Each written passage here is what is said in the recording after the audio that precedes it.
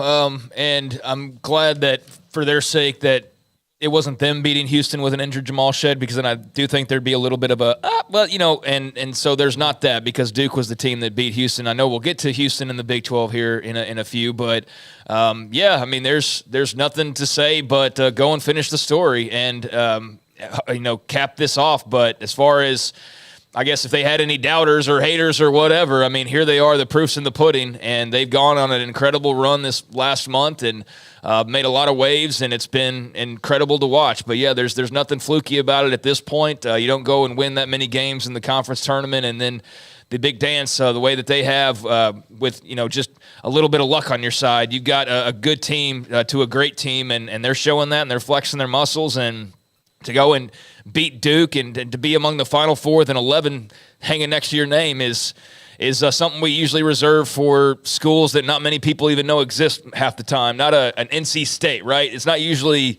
a Power 4, Power 5 school necessarily. I always think of the George Masons or just somebody like that along those lines. But here they are, and now a mighty task in front of them, but that's not going to scare them or intimidate them, as we've seen all too well these last few weeks. So one of the things about NC State, and I saw a note, I think it's me versus Echo Chamber, Carla Jenkins as well, NC State, had they not won the ACC tournament, they wouldn't be here. Right. Virginia misses a free throw. That sews that game up, and then they bank one in, as you mentioned, off the board, and they get there. But that's, they wouldn't have made it, and they didn't have the resume to make it. So that's what's great about the tournaments, the conference tournaments, and about the opportunity. You have a door that's cracked. Break it down, take advantage of it, and they have absolutely been able to do that. Yeah, 3 at the buzzer to go to overtime, and otherwise you're not where you are. So that win over Virginia in overtime, bank shot at the buzzer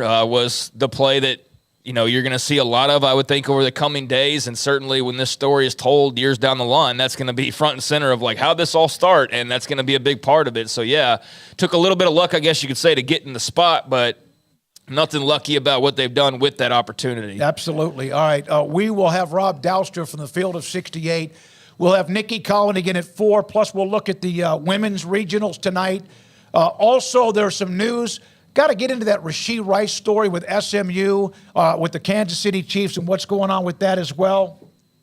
And then also we will have Brian Newbert, who covers Purdue, the voice of NC State. All of that still to come today on this show. Now, before we break, and Carla Jenkins, you brought this up on the story about NC State carrying the ACC banner, and there were others, but they're the ones doing it. Be better than maybe the flagship teams, or however you want to call the Blue Bloods, whether Clemson or Florida State, Carolina, Duke, when it comes to basketball. And they're doing that, and the Big 12 needs to do that. And yet, Iowa State could not get it done. Illinois got them. And yet, University of Houston, injury or not, Duke got it done. I thought L.J. Cryer had a couple of bad moments with turnovers in the second half at critical times, but again, he had one hell of a year. This is when the Big 12 has to find a way, no matter the circumstances, and they did not, no matter how good they were during the regular season. Yeah, I mean, if you want to talk all the noise about being the best team in the country, which they did, best conference in the country, yeah. The best league in the country, best conference in the country, then you got to go out and prove it. There's talking the talk and there's walking the walk, and the Big 12's done both lately. You've had a couple of recent national champions, but if you want to be like the SEC of men's basketball or something along those lines.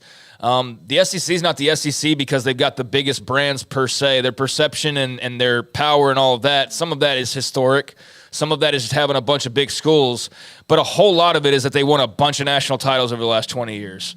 That's a big, if not 90% chunk of all that propaganda that we hear at times is because of that. There's actually backing to it. And so if you're the Big 12, you've been able to do that recently. But, in this case, ACC's got every right to feel like they're the best league based on the results and what we've seen in March. And I know there can still be some debate on that. But that's what I'm saying about NC State is what you did in the tournament is great if you want to do like ACC, and you still do have bragging rights to some extent. But if they don't go win the title, then who cares about what you did in the tournament if your team doesn't go or team from your league doesn't go win at all? chapter, but not the story. Like, that's all great, but that's what I was saying earlier about like all the talk of like you would have thought they'd already won the title. That's the cherry. That's what everybody's going to talk about down the line is who won the championship, and that's why the SEC can talk the way that they talk and act the way that they act. And so the Big 12 has like shown that they want to be able to do that on the basketball side, and I think they've had the media backing. I think they've had the audiences. I think they've had the matchups. They've had star players, things like that. But they did not have a good showing whatsoever in this tournament. And Houston, in their case, I mean, look, Iowa State got beat by 3 in a very competitive game. That's going to happen. A lot of the teams that got beat by small margins, but you still got beat nonetheless. And then with Houston, I mean, the last hope, the Jamal Shead injury, I mean, how can you not say that made a massive difference in a game that you lose by 3 points, in a game where he wasn't available for the majority of it, and it was a 54-51 game? I mean, do they win that game if he's healthy? Yes, I fully believe that they do. We'll never know that. But regardless, you have to get around that. You have to still find a way, right? If you want to have those league bragging rights. And for the Big 12 this year, whether it was teams losing early or teams not being able to get to even the Sweet 16, it was a bad showing overall for the league. I don't think there's any doubt about that. If they had a team in the Final Four at least competing, you'd go, okay, that's good. But to not have anybody involved deep is not a good look for, your whole mantra or your belief that you're the best league in the country. And that's where the ACC did see the crack in the opening and the door, and they kicked that sucker down, and now they're going to try to put their own door on the hinges. But yeah, not a good tourney for the Big 12 at all. No, and it sucks that Jamal Shead didn't get to play in most of that game. It's awful. Amanda and I were watching the game, and she goes, well, they said that they're going to try to let him go back in. I'm like, they're not even letting him stand up when he claps. Like, no, he's not. No, like he that's was out. that was gamesmanship. Like Tracy Wolfton, comes on and says, well, they taped it up and they're hopeful he can go. One of the announcers was like, I bet he comes back. And I'm like, no, he's not. Like, That's how much he was hurting, how much he was out, because he would have probably taken a leg off if he could have gone back in there and helped him play. But, and there is that asterisk, like the league would have probably looked better had a Houston, had a Jamal. But you know what? That's part of the deal. So grind through it. Yeah, you got to grind through it. Injuries happen. And I do, though, I mean, take all the conference pride stuff to the side.